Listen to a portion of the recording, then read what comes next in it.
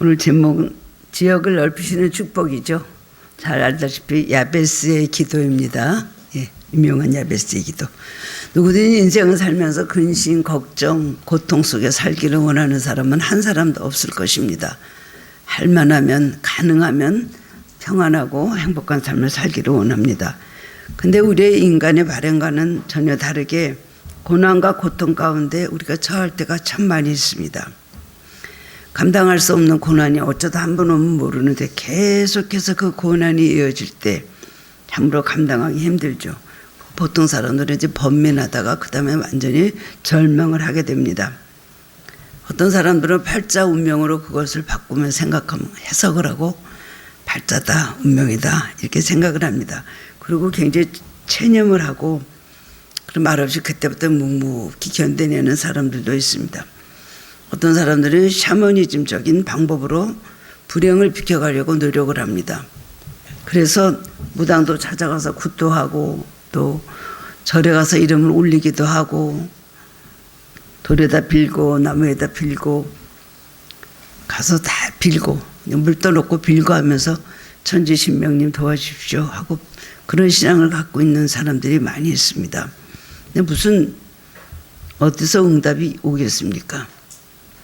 그러나 살아계신 우리 하나님은 자기 백성 누구에게나 기도라는 영적 통로를 열어주셨습니다.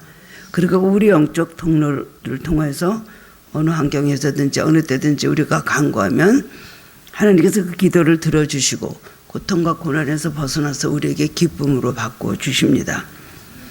오늘 본문 역대성 4장은 야곱의 넷째 아들 유다의 자손들에 관한 기록이 나와 있습니다. 1절부터 유다의 자손들이 누구였다? 야곱의 넷째 아들이었죠.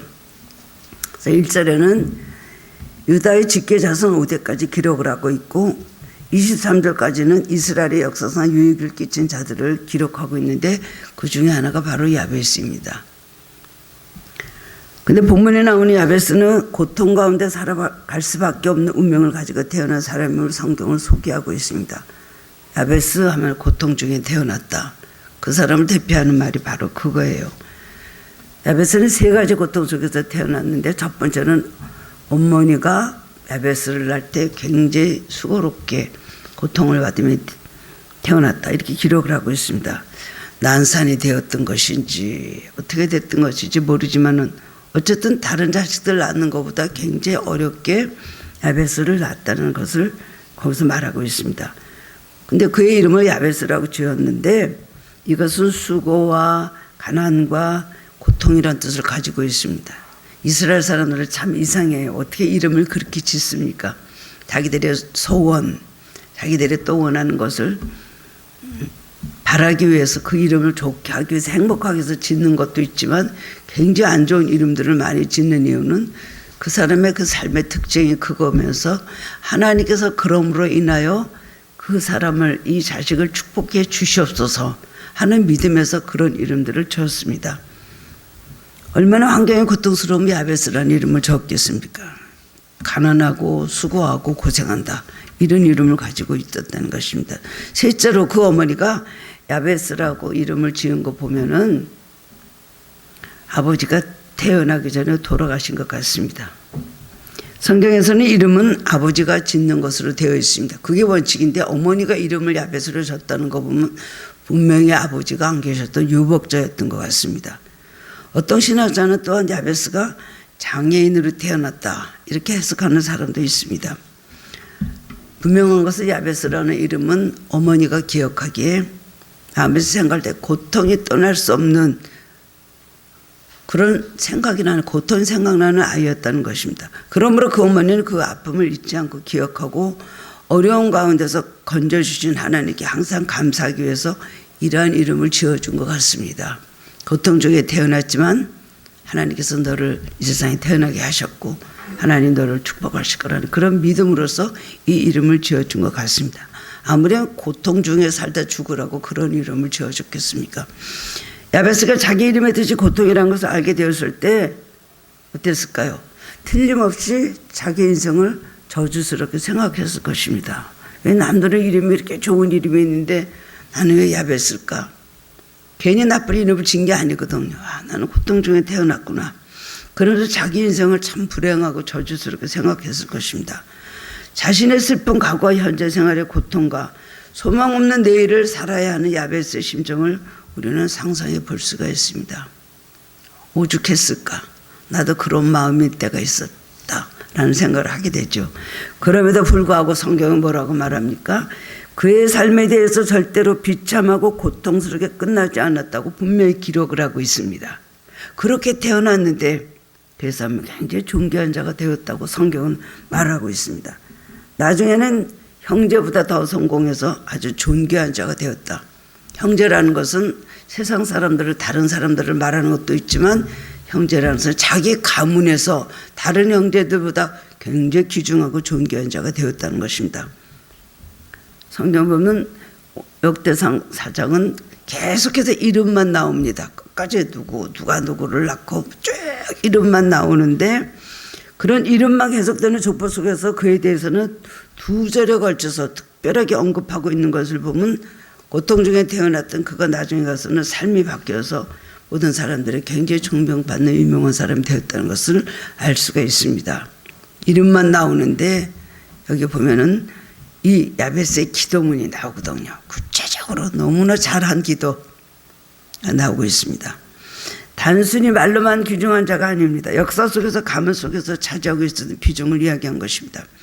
귀중하다라는 말은 가치 있고 존귀한 인물이라는 뜻이죠. 야베스는 인격이나 행동이 있어서 영예롭고 존경할 만한 그런 존재가 된 것입니다. 오늘 본문을 쓴 역대상은 학사 에스라가 포로 귀환 후에 와서 사람들에게 성경에 대해서 가르치면서 철저한 율법 준수를 가르친 매우 훌륭한 신앙의 대표적인 그런 인물입니다. 이 학사 에스라가 역대기를 썼거든요. 그렇게 철저한 신앙관을 가진 에스라가 야베스의 기도문을 역대기에 그렇게 자세히 기록할 정도라면 야베스가 어떤 신앙의 삶을 살았는지 생각할 수가 있습니다. 야베스는 하나님 말씀에 자신의 모든 삶을 헌신했고 모든 소망을 하나님께 두었던 철저한 기도의 사람이었다는 것을 성경을 보고 알 수가 있습니다. 부모가 고통 중에 낳은 아들, 그리고 그 아이를 볼 때마다 고통이 생각났던 그 야베스는 자기 삶을 완전히 다른 삶으로 바뀌었다는 거예요. 여러분, 운명을 바꾸기가 쉽습니까? 흔히들 생각하기에 운명을 바꿀 수 없다고 합니다. 특별히 예수를 안 믿는 사람들은 운명을 바꿀 수 없다고 믿습니다. 자기의 타고난 울로가 있고 팔자가 있고 삶의 궤도가 있다라고 말하죠. 또 뭐 점성술 하는 사람들도 그 모든 그런 별자리를 보고 자기 삶의 운명을 결정짓니다. 어떻게 운명을 바꿉니다. 그냥 뭐 자기의 운명 때문에 한다, 팔자 때문에 한다 이런 말하면서 모든 것도 그냥 받아들이라고 말을 하죠. 그러나 우리 기독교는 그렇지가 않습니다. 하나님은 이렇게 고통 중에 내어냈던 야베스를 누구보다도 존귀한 자로 만들어 주셨다는 거예요. 그 원인이 뭘까요? 성경은 말합니다. 성경은 하나님께서 그가 구하는 것을 허락하셨기 때문이라고 말하고 있습니다.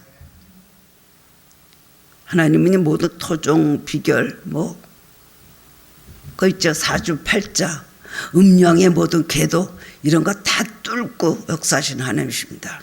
죽이기도 하시고 살리기도 하시고 그 다음에 때리기도 하시고 싸매기도 하시고 죽었다는 사람이 장수하거든. 죽을 것이라는 사람이 장수하거든요. 제가 전도한 어떤 사람이 있었습니다. 근데 저희가 언니라고 하는 그 동생은 권사님 딸이에요. 근데 그 결혼하려는 신랑은 오랫동안 연애를 했는데 완전히 무속신앙 철저하게 섬기는 그런 어머니 아들이었습니다. 그럼 결혼을 하려고 가서 그걸 보니까 절대로 결혼은 안 된다고 하죠. 점쟁이가. 당신 아들이 그 애랑 결혼하면 32살에 죽습니다. 그렇게 말하니까 그 엄마는 막 외아들인데 얼마나 속상이 아니지만 그걸 끊어내려고 무진장 애를 쓰는데 끊어지나요? 근데 이쪽 권사님도 그런 아들이니까 반대를 했지만 할 수 없이 기도를 하면서 결혼을 시켰어요. 32살에 죽을까? 32살에 죽을 거다. 그 어머니는 그렇게 생각을 하고 있었다고 합니다. 그랬는데 32살에 전도를 받은 거예요. 아내를 이렇게 32살부터 열심히 예수를 믿기 시작을 했어요. 지금까지 70이 다 되도록 살아 있습니다. 점쟁이가 말한 것이 안 맞잖아요. 우리의 운명을 바꾸시는 분, 우리가 기도로 우리의 운명과 우리의 모든 현실을 바꿀 수 있다는 것, 하나님은 그런 하나님이시라는 것을 오늘 성경에서 왜 이렇게 기록을 하고 있습니까? 그걸 들어주셨다는 겁니다. 하나님의 은혜를 주성하게 된 것에 대해서 늘 감사라는 신앙을 어머니로부터 받았고, 그래서 야베스는 감사하면서 하나님께 모든 걸 아뢰고 그리고 기도하고 하나님 그 간구를 들어주셨다는 겁니다. 여러분, 새해를 맞이했지만 지금 2주가 되었죠. 근데 여전히 작년에 이어서 출발도 불투명하고 미래도 크게 달라지지 않을 것 같아서 마음이 답답한 분이 지금 계실 줄 압니다. 새해를 새로운 각오로 맞았는데 근데도 아직도 뭔가 뾰족하게 보이는 것도 없고 내가 이제 어떻게 올해를 또 살아야 될까, 여전히 답답함이 연속 계신 분들 있을 거예요. 이 암담한 우리의 미래를 무엇으로 바꿀 수가 있겠습니까? 야베스의 기도를 들으시고 그의 불행했던 삶을 존귀한 삶으로 바꾸신 하나님은 바로 우리 기도에도 응답하시는 동일하신 하나님이십니다. 우리 안에 하늘교회 성도님들은 개인적으로, 교회적으로, 가정적으로 작년보다 훨씬 지역을 넓히시는 축복을 받게 될 것으로 확신합니다. 이런 믿음만 가진다면 하나님께서 올해는 여러분 생각하는 몇 배로 지역을 넓혀주실 걸 분명히 믿습니다. 오늘 본문 말씀을 통해서 깨달음을 얻고 함께 힘을 얻고 은혜를 나누기를 원합니다. 야베스는 어떻게 기도를 했을까요? 첫 번째는 복을 더해 주시기를 기도했습니다. 본문 10절에 보면 야베스가 이스라엘 하나님께 아뢰어 이르되 주께서 내게 복을 주시려거든 나의 지역을 넓히시고 주의 손으로 나를 도우사 나로 환난을 벗어나 근심이 없게 하옵소서 하였더니 하나님 그 구하는 것을 허락하셨더라. 야베스의 모든 운명이 이 기도문에 다 있는 거예요. 예전 성경에는 내게 복에 복을 더하사라고 되어 있습니다. 그리고 지경을 넓히시고 이렇게 말씀하고 있는데 지난번 성경이 개역개정보다 낫다고 생각합니다. 복을 주시려거든. 그 좀 이상하죠. 복에 복을 더하사. 이 말은 하나님 저에게 진심으로 복을 주십시오. 저는 고통 중에 복이 없이 태어나서 하나님께서 주셔야 할 정말 많은 복이 필요한 사람입니다. 하나님께서 복에 복을 더해 주시지 않으면 복된 인생으로 살아갈 수 없습니다. 라고 하는 절박한 절규라고 할 수가 있습니다. 예수 믿는 사람들은 다른 거 세상에 다 이런 복 저런 복 못 받아도 한 가지 복은 분명히 받았습니다. 돈이 없고 외롭고 형제가 없고 여러 가지 없고 없고 많아도 우리 받은 복은 뭔지 알아요? 천복을 받았습니다. 하늘의 복은 누구나 다 받았습니다. 이게 얼마나 가장 큰 복입니까? 그런데 이 야베스는 천복보다 이 세상에서 살기가 너무 힘이 드니까 하나님 나에게 복을 주셔야 됩니다.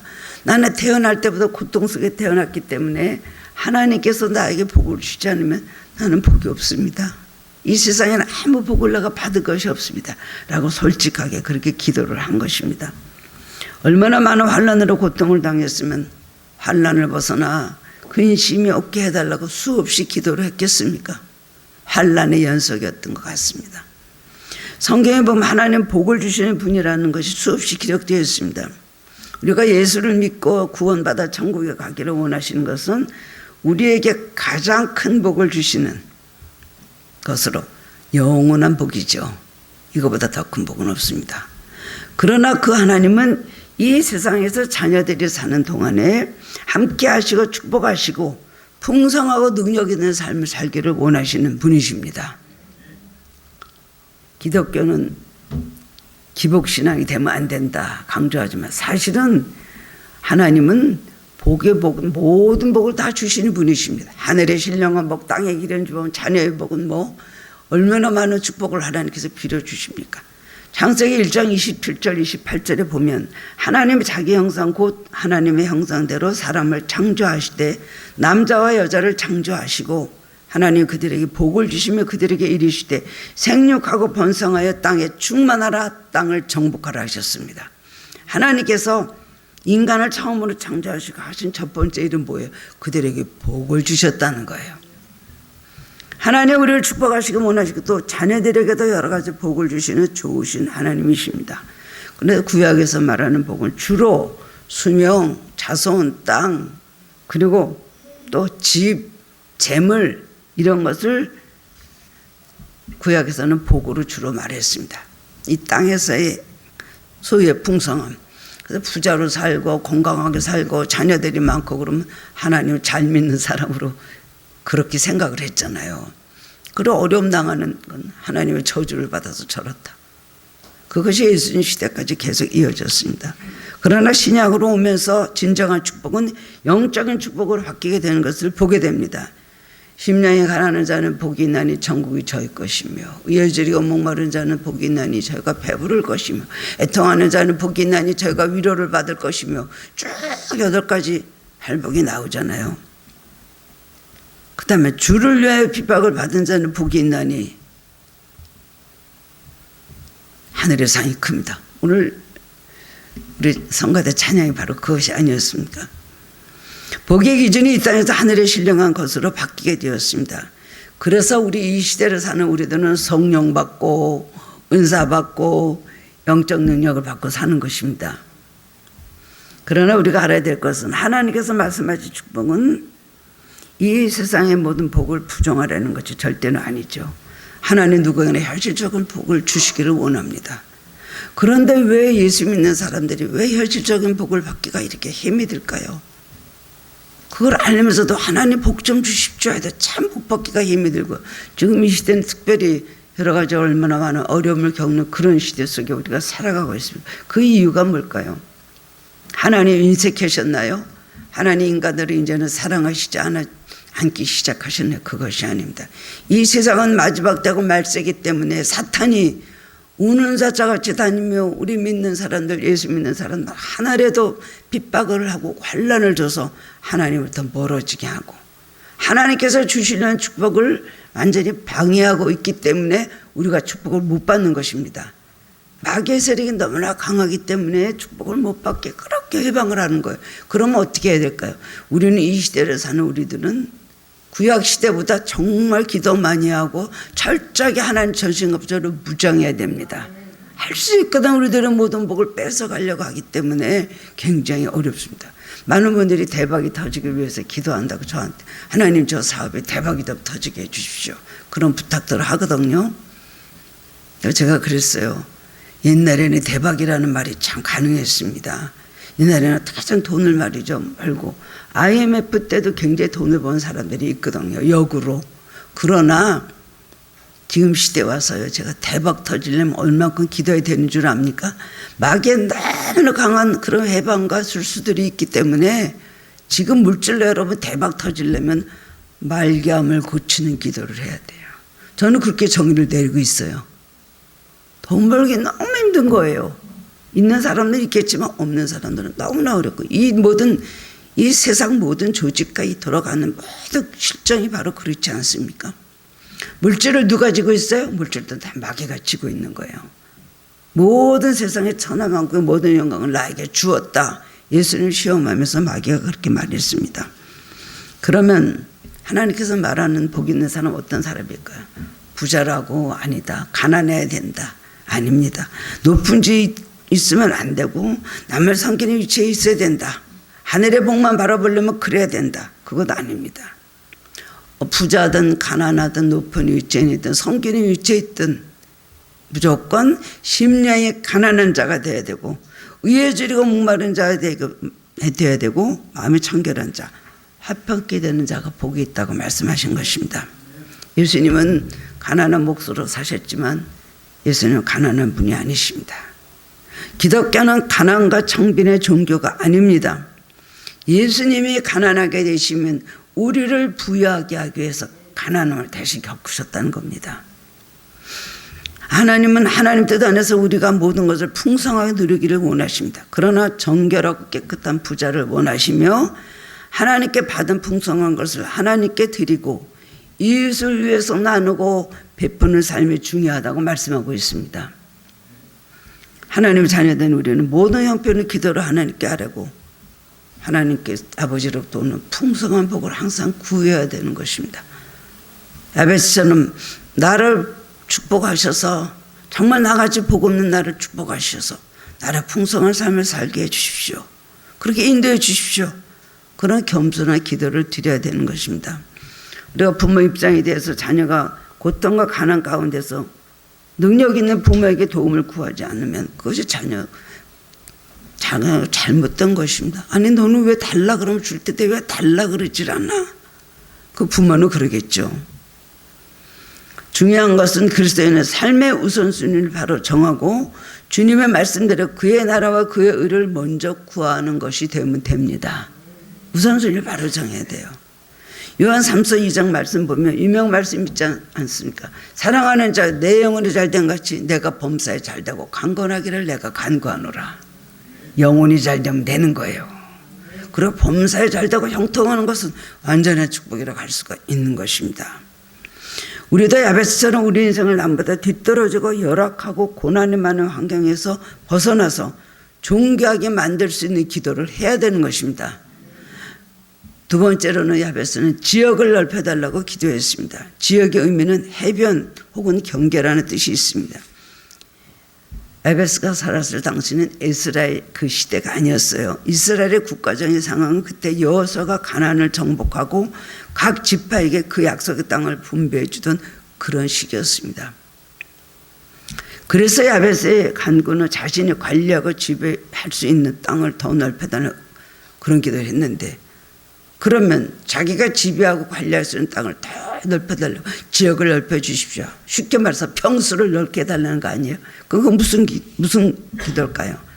땅에 욕심 부리고 많은 땅을 남보다 구하겠다는 그런 기도입니까? 그것이 아닙니다. 야베스가 말한 땅의 의미는 자신의 선한 영향에 미치는 것이 더 많아지게 해달라는 것이에요. 이걸 알아야 됩니다. 사람은 누구에게나 가지고 있는 영향력, 즉 능력이 있습니다. 그런데 영향력이라고 하면 비전과 욕망 두 가지로 나눌 수가 있어요. 비전과 욕망의 차이는 뭡니까? 비전은 선한 영향력이라면은 욕망은 악한 영향이라고 할 수가 있습니다. 비전이 하나님과 이웃을 위한 것이라면 욕망은 자기 자신만을 위한 이기적인 것이라고 할 수가 있습니다. 비전이 사랑이 동반된 것이라면 욕망은 지배욕에 근거한 것이고, 비전이 사명의 성격을 띠고 있다면 욕망은 자기 이름, 자기 만족의 목표를 가지고 있다고 설명할 수가 있는 것입니다. 돈은 뭡니까? 돈. 물질이 악한 겁니까? 물질은 선한 겁니까? 물질은 중성입니다. 선하게 쓰면 선한 것이 되는 것이고, 악하게 사용하면 악한 것이 되는 것입니다. 그러므로 내가 가진 영향력은 선한 비전을 가진 영향력인가, 아니면 내 자신의 욕망을 위한 영향력인가 하는 것을 분별하는 것이 굉장히 중요한 것입니다. 여러분, 올해 여러분의 지역을 넓혀주시기를 구하시기 바랍니다. 더더 여러분들의 모든 삶의 영역이 다 넓어지기를 기도하고 있습니다. 그러나 그것이 욕망으로 끝나서는 안 됩니다. 우리가 하나님께 구할 때 이거 주십시오, 저거 주십시오. 그런데 주면 뭐 할 건데, 주면 나를 안 떠날 거고 나를 멀리하지 않을까? 또 질문하시기를, 내 청사진을 내봐. 내가 너희가 그래서 너 나한테 어떻게 할 건데. 무조건 그에 따라서 무조건 다 주시지 않는 거죠. 손에 칼을 쥐어줄 수도 있고, 그 칼은 좋은 데 쓰는 칼이 될 수도 있고 나쁜 칼이 될 수가 있는 것입니다. 그것이 하나님 나라의 확장을 위해서 건강한 영향력을 위해서 구하는 것이라면 주님께서 그 사람에게 더 많은 축복을 주시는 것입니다. 성경의 약속은 그렇게 되어 있습니다. 야베스의 기도는 응답을 받았습니다. 하나님 그 구하는 것을 허락하셨기 때문입니다. 기도가 중요한 것이 아니라 사실 하나님의 허락을 하시는 거, 이거죠. 중요한 거죠. 그 기도가 응답을 받느냐 응답을 받지 못하느냐 중요한 것입니다. 기도하는 자체는 하나님을 의지하고 하나님 없으면 못 삽니다. 하나님 겸손한 믿음의 고백이라고 할 수가 있지만, 그러나 제일 중요한 것은 그 기도가 하나님 앞에 상달이 되고 그 기도가 하나님 앞에서 응답을 받아야 되는 것입니다. 맨날 그냥 허공을 치는 매래 같은 기도가 다 자기에게 돌아와서 되겠습니까? 그러면 어떤 기도가 응답받는 기도일까요? 하나님 마음을 기쁘게 하는 기도가 응답받는 기도입니다. 야베스의 기도는 하나님을 기쁘게 해드렸는데 그 이유가 뭔지 나와 있지는 않아요. 자세하게 나와 있지는 않지만 야베스의 기도는 사람들에게 선한 영향을 끼치게 한 기도였습니다. 내가 하나님을 위해서, 사람들을 위해서 나의 지역을 넓혀주시면 내가 선영역을 끼치게 해주십시오. 그런 기도였습니다. 그의 삶의 결과가 그것을 증명을 하고 있습니다. 그래서 그의 기도는 상달이 되었고 하나님의 축복으로 가장 존귀한 사람이 되었다는 것입니다. 그가 선영역을 끼치기 위해서 하나님의 구했고 하나님께서 그 기도를 허락하셨다는 것은 증명이 되는 말씀이 성경에 있습니다. 역대상 2장 55절에 보면 야베스에 살던 서기관 종족이라는 말이 나옵니다. 그것은 야베스라는 이름이 지명이 되었어요. 나쁜 사람 이름을 지명으로 하는 경우가 있습니까?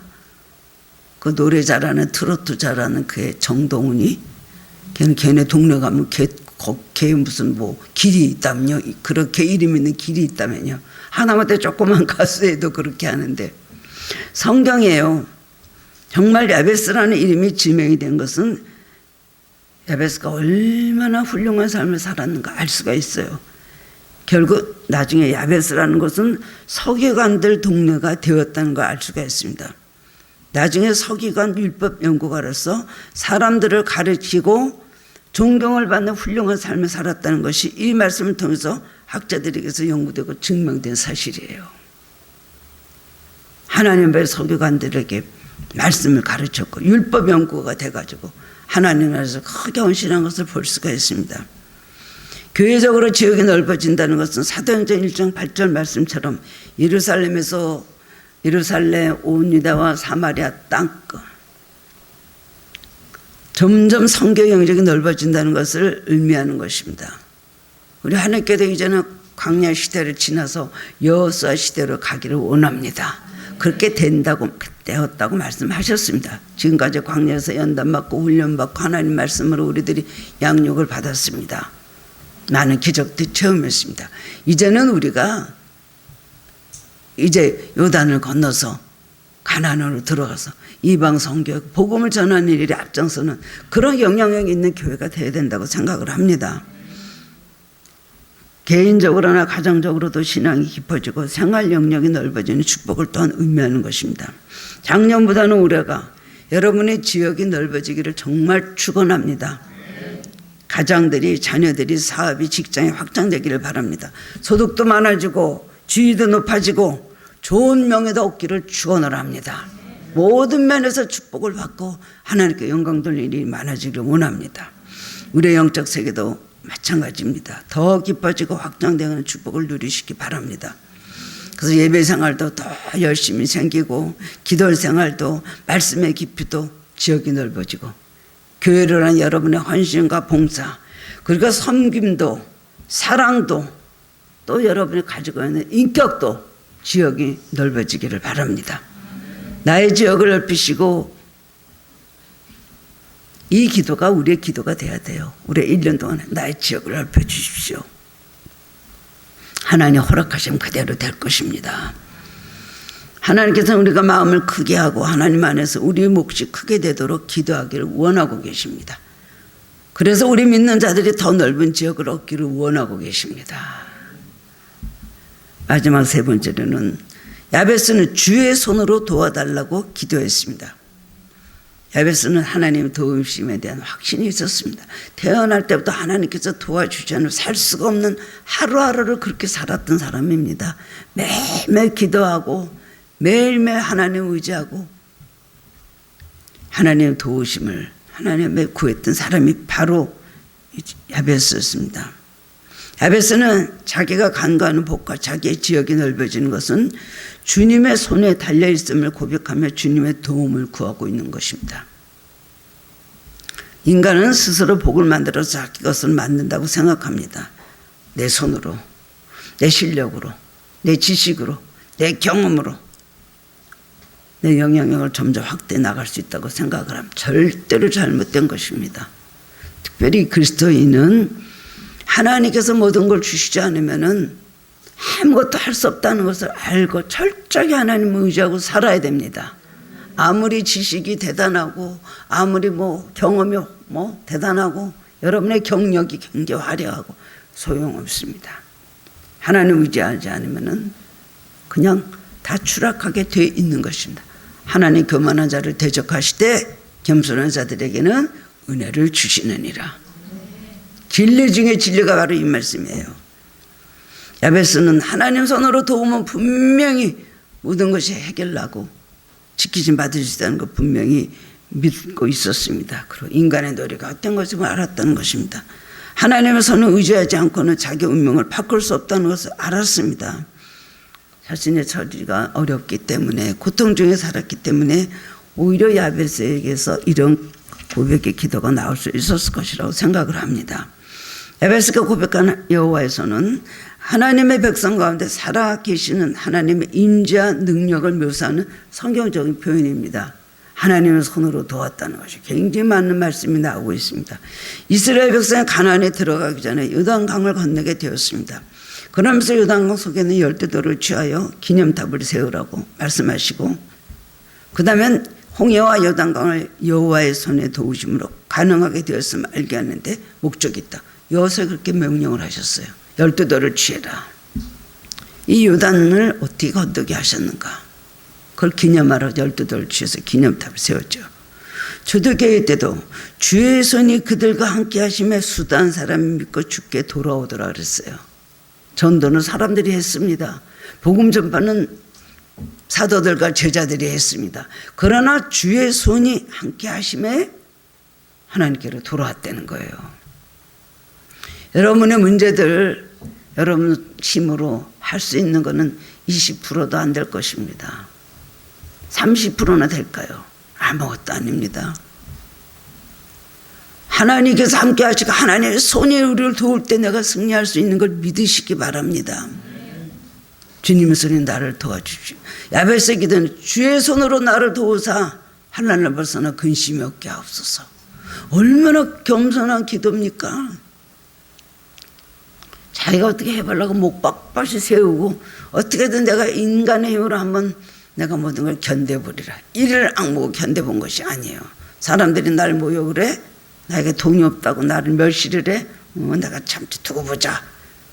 그렇게 있는 겁니다. 다 소용없죠. 사람들의 평가가 뭐가 그렇게 대단합니까? 사람들의 칭찬이 뭐가 그렇게 대단합니까? 사람들의 또 뭐 비난이 뭐가 그렇게 대단합니까? 그러나 우리는 예민하게 반응을 하거든요. 전에 상담하는 가운데 어떤 분들이 와서 막 저를 막 칭찬을 하잖아요. 목사님 이렇게 하셔서 제가 이렇게 했더니 이렇게 됐습니다.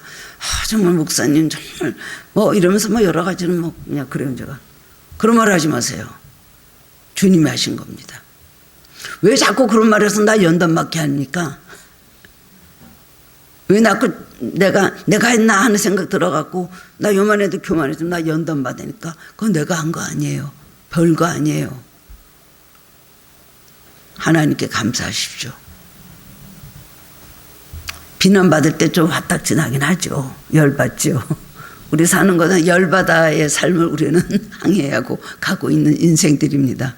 열받지만은 그것도 한 이틀 지나면 또 괜찮더라고요. 기도하고 나면 또 그 다음에 또 위로하시는 다른 일이 생기고 매일매일 새로운 일들이 생기니까 어제 화났던 거 오늘 잊어버려요. 오늘 또 기분 좋았다 내일 또 화나고 우리 인생 그런 것 아닙니까? 하나님의 손이 여러분을 도우셔야 됩니다. 여러분의 손 아무것도 아니에요. 주의 강하신 능하신 오른손으로 우리를 붙잡을 때는요 두려울 것이 없습니다. 담대해질 수밖에 없는 것입니다. 본문을 보면 고통 속에 태어나 고통 속에 살아온 야베스는 더 구체적으로 기도했습니다. 환난에서 벗어나 근심이 없게 하옵소서. 환난은 우리에게 당하는 해받음, 어떤 정말 예기치 않을 고난, 시련, 악한 영의 시험을 말하는 것이죠. 이 기도는 주님께서 가르쳐 주신 기도 중에 시험에 들게 하지 마옵시며 다만 악에서 건져 주옵소서 하나는 기도와 같은 의미를 가지고 있습니다. 사도 바울도 얼마나 많은 환난을 당했는지 매 기도 부탁했습니다.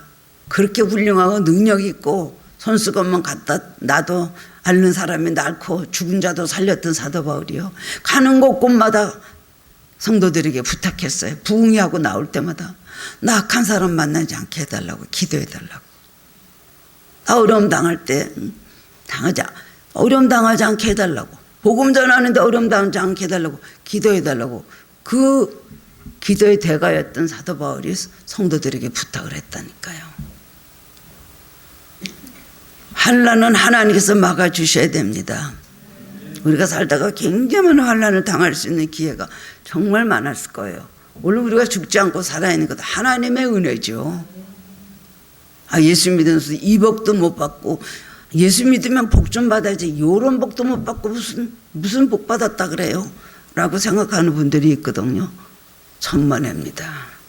죽지 않은 거 감사해야 돼요. 죽지 않으려고 결국 예수 믿습니까? 죽지는 않으려고 예수 믿습니까? 이런 질문들을 하시더라고요. 하나님 지켜주셨기 때문에 죽지 않는 거예요. 하나님께서는 사람들에게 물질도 보여주시고 권세와 명예도 주십니다.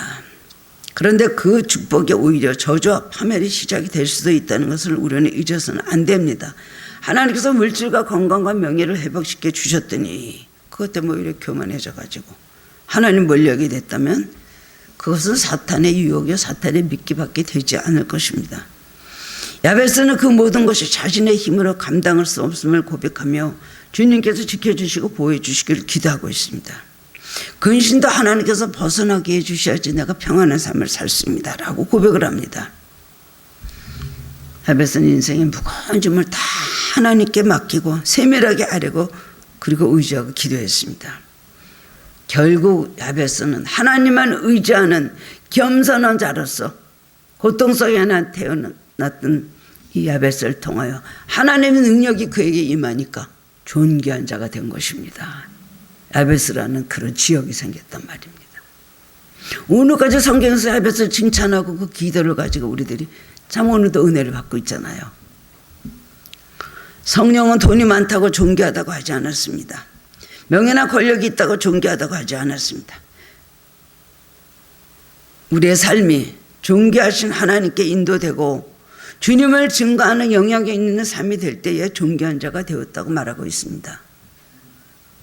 비록 여러분이 지금 여러 가지 고통 속에 있다 할지라도 기도를 통해서 운명을 변화시킨 야베스와 같이 하나님 앞에서나 사람 앞에서 존귀한 자라고 인정받는 축복을 받으시는 하늘교회 성도님들 되시기를 주님의 이름으로 축원합니다.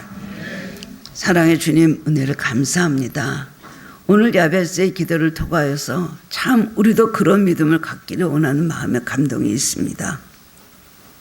연약할 때 우리를 붙잡아 주셨습니다. 병들었을 때 우리를 일으켜 주셨습니다. 환난을 면케하시고 우리의 출입을 지켜주셔서 오늘까지 오게 해주신 은혜를 감사드립니다. 오늘도 거룩한 주일에 주님 목마른 우리들에게 성령의 생수를 먹여주셔서 목마름을 해결시켜 주시고 굶주린 우리 영혼에 신령한 만나를 먹여주셔서 우리가 배부르게 하심을 감사합니다. 하나님 말씀만이 우리를 고칠 수 있고 변화시킬 수 있고 하나님 말씀만이 우리가 성령 안에서 주님을 따라갈 수 있는 심령이 될 수가 있는 걸 믿습니다. 완악해지고 강팍해지지 않게 하시고 불순종하지 않게 하시고 무엇보다도 교만해지지 않도록 도와주옵소서. 고난당하는 것이 나에게 유익이라고 했던 말씀대로 고난당할 때 주님을 기억하게 하시고 하나님의 은혜를 다시 한번 기억하게 하시고 받은 바 하나님 은혜에 늘 감사하며 겸손하게 살아가게 하여 주옵소서. 감사드렸고 예수 그리스도의 이름으로 기도드리옵나이다. 아멘.